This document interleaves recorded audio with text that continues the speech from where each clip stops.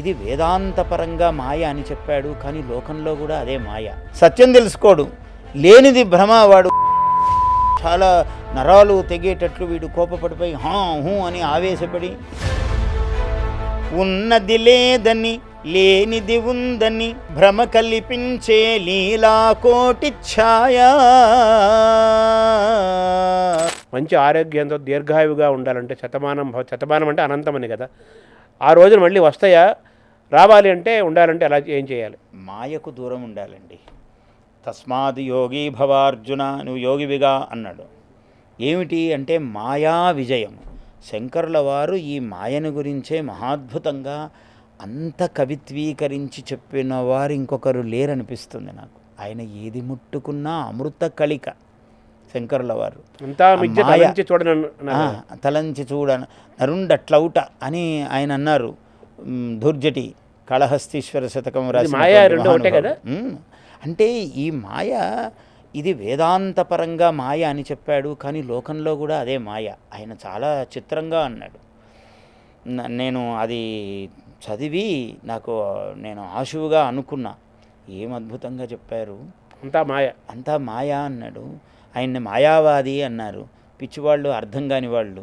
కానీ ఆయన మాయను దాటినవాడు కాబట్టి ఇది మాయ అని బయట నుంచి చూసేవాడికి తెలుస్తుంది. ఆయన దాటినవాడు కాబట్టి ఇది మాయరా జాగ్రత్త అని లోకానికి చెప్పాడు. మాయలో ఉన్నాం కూడా మనకు తెలియలేదు, అందులో పడి కొట్టుకుపోయేవాడికి తెలియదు. అందువల్ల ఏదో ఆయన్ని పెద్ద నిందించినట్టు మాయావాది అన్నారు. మాయా జ్ఞాని ఆయన, మాయామేయ జగం అన్నాడు కదా. అట్లా ఆయన ఆ మాయను ఏంటంటే మాయా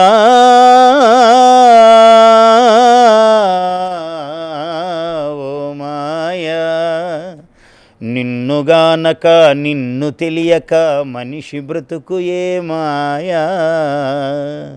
మాయా ఉన్నది లేదని లేనిది ఉందని, ఉన్నది లేదని లేనిది ఉందని భ్రమ కల్పించే లీలాకోటి ఛాయ. మాయా నిన్నుగానక నిన్ను తెలియక మనిషి బ్రతుకు ఏ మాయా అని నేను ఆశువుగా పాడుకున్నా. శంకరుల వారి ఎన్నిటికో నేను అట్లా ఆశువుగా పాడుకుంటూ రాసుకుంటూ ఉంటాను నేను. సో మాయకు మాయను ఎవడు దాటుతాడో, మాయ అంటే ఏమీ లేదు, లేనిది ఉందని ఉన్నది లేదని, ఇదే మాయ. నీకు సత్యము కానడు వీడు, సత్యం తెలుసుకోడు, లేనిది భ్రమ. వాడు ఊగిపోయి చాలా నరాలు తెగేటట్లు వీడు కోపపడిపోయి హా హూ అని ఆవేశపడి లేదా ఆనందపడి, ఏదైనా దోషమే, అలా అయిపోతాడు. ఆ మాయ నిజం తెలిసినప్పటికీ ఓహో ఇది కాదా, నేను ఊరికే ఇంతసేపు పరిచాను అంటే అలా అనుకోలేదండి అని అప్పుడు మొదలు పెడతాడు. విలువ లేదు, ఇదంతా మాయే. మాయకు దూరం అయితే మనిషి మహనీయుడు అవుతాడు, జ్ఞాని. ఆరోగ్యం, శరీరం ఏముందండి, చాలా చిన్న విషయం. వాడు మనసుకు ఆరోగ్యం వస్తే శరీరాన్ని వాడు క్షణంలో దిద్దుకోగలుగుతాడు. చిరాయువుకి వెళ్ళిపోతాడు అంతే. చిరాయువు వాడికి తిరిగేముంది. మాయను జయిస్తే వాడేముంది. వాళ్ళు అన్ని 120 సంవత్సరాలు 170 సంవత్సరాలు 200 సంవత్సరాలు ఎలా జీవించారంటే వాడు ఏ మాయకు లొంగడు.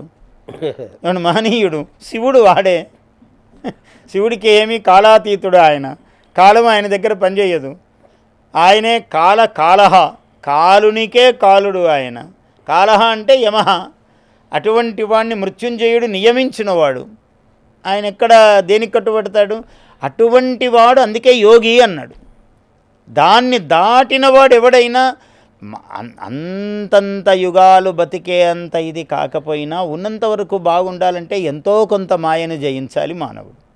సో ఇవన్నీ కూడా ఆధ్యాత్మికమైన ఆలోచన విధానం ద్వారా, ఇటువంటి ఆలోచన కలగటం ద్వారా, నడవడిక ద్వారా మనిషి, తద్వారా సమాజము, తద్వారా రాష్ట్రాలు, లోకము, దేశము, ప్రపంచమంతా కూడా ఆరోగ్యంగా ఉంటుంది. అంతే కదండి. సో ఆరోగ్య భారత నిర్మాణానికి ఆరోగ్య భారతం అనేది ప్రధానంగా ఒక అంశం. ఎందుకంటే ఆరోగ్యం ముఖ్యము మనిషికి. ముందు అదే పూర్ణ ఆయుస్సును ప్రసాదించేది.